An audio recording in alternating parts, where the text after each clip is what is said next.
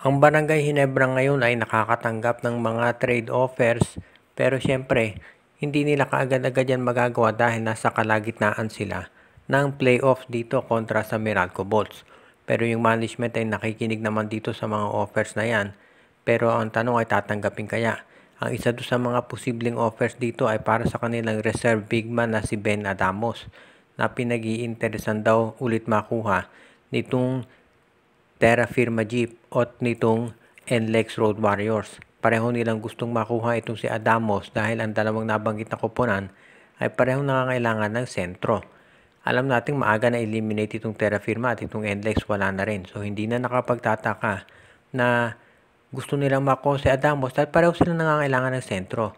Sa dalawang nabanggit na koponan, mas madaling makipag-trade dito sa Terra Firma dahil syempre farm team yan ng SMC.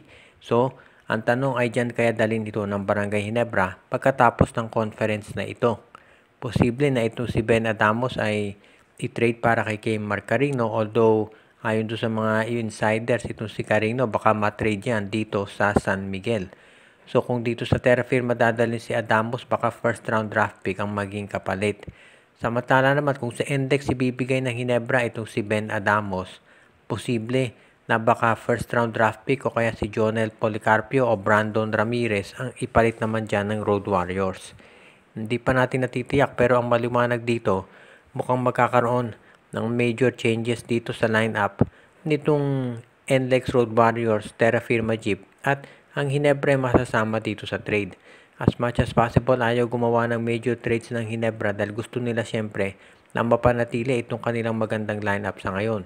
Pero syempre kung maganda naman yung i-offer, bakit tatanggi itong Barangay Ginebra? Kaya yan ang aabangan natin na susunod. Ang San Miguel nga ba ay interesadong makuha ang serbisyo nitong NLEX point guard na si Robert Bolick. Ngayon alam natin na si Robert Bolick ay hindi yan basta-basta pakakawalan syempre nitong NLEX Road Warriors at ng MVP Group. Dahil sabi nga nila itong si Robert Bolick yan ang magiging heir apparent dito sa TNT o papalit kay Jason Castro kapag ito ay matanda na at nagretiro na.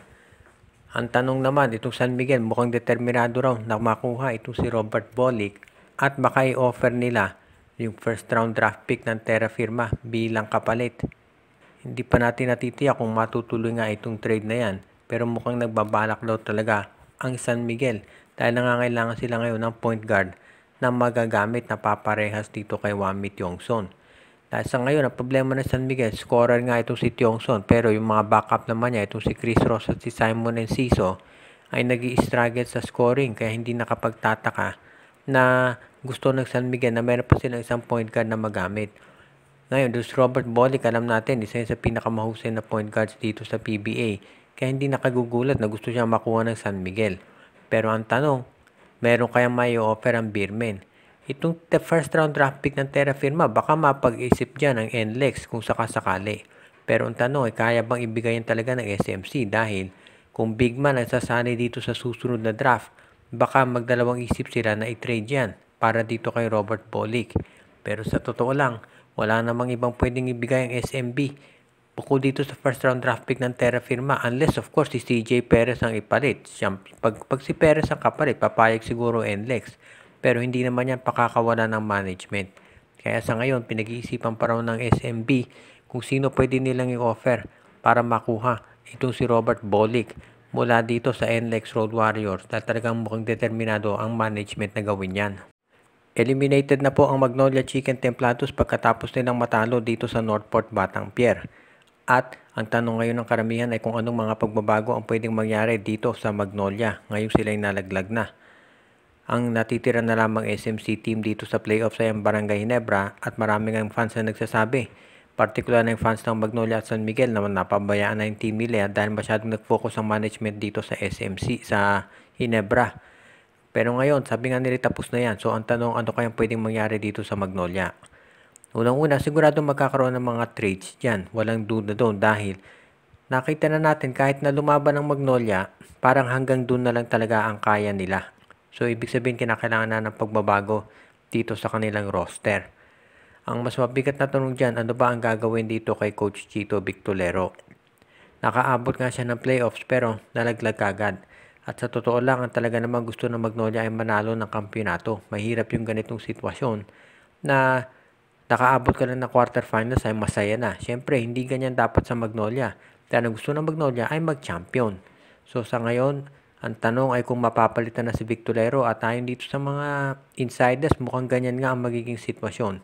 Dahil masyado nang matagal na hindi nagkakampiyon itong Magnolia. So baka bukod dito sa mga trades na gagawin sa mga players ay magkakaroon din ng major coaching change itong Hotshots. Abangan na lang natin kung sino ang kukunin ng Magnolia, pero ang maliwanag dito, magkakaroon ng pagbabago dito sa Magnolia at hindi siyempre pababayaan na ng management na maulit yung ganito na halos hindi man lang makaabot ng playoffs yung Hotshots. Nakapasok nga pero na-eliminate ka agad ng Northport. Kaya ang tanong naman ngayon na susunod dyan, sino-sino kaya mga player ng Magnolia ang mate-trade at sino-sino naman yung mga maidadagdag na bago dito sa lineup nitong Magnolia Chicken Templados. Binaliwala ng management ng Converge Fiber Xers itong reklamo ni Coach Yeng Yao na kaya daw sila natalo ay dahil dinaya ng mga referee. Dahil sabi nga nila, si Coach Yeng Yao, sabi ng mga fans ng Converge ay palagi naman ganyan.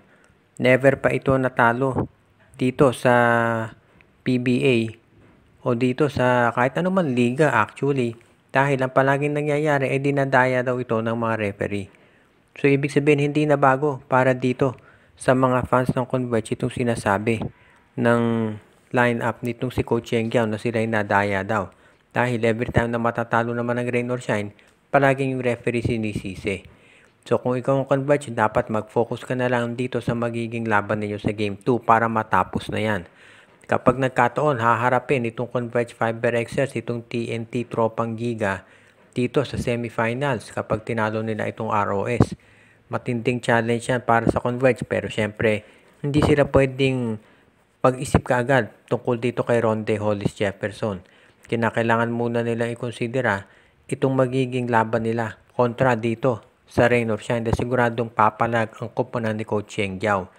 Kung inyong obserbahan yung box scores at 6 na players ng Converge naka-double figures nung Game 1 at pati na rin dito sa Rain or Shine. So, naging problema lang talaga yung nag-foul out yung import ng ROS pero sinabi ngayon ng kanilang import na mag-a-adjust na raw siya dito sa kanyang laro. So, asahan natin na magkakaroon ng pagbabago dito. Kung sakasakali nga na ganyan na maging sitwasyon, asahan natin na magiging mas madikit itong Game 2 at siyempre, must win na yan para dito kay Coach Yeng Yao. So yan ang abangan natin kung matutuloy ito. Kung sakasakali nga na mangyari yan, na manalo itong Rain or Shine Elasto Painters, sabay ang laking bagay yan para dito sa kanilang lineup at masisiguro natin na magiging maganda yung kanilang laban kontra dito sa Converge. Shoutout kay Joseph Pineda, RG Bueno at Dalina family, Joshua Giray, Espejo at Rosales family, Alicia Garcia, Michael D., Edwin Carmona Jr., Ireneo Salangsang. Binabati din natin si Anthony Alon, Katsakino Dukusin, Jonel Alago na Celino Valles family, Malyari Mascarinas, Dalmacio de Guzman. Binabati din natin ang iba pa nating mga regular na mga taga-subaybay, Ireneo Salangsang at si Edwin Carmona Jr.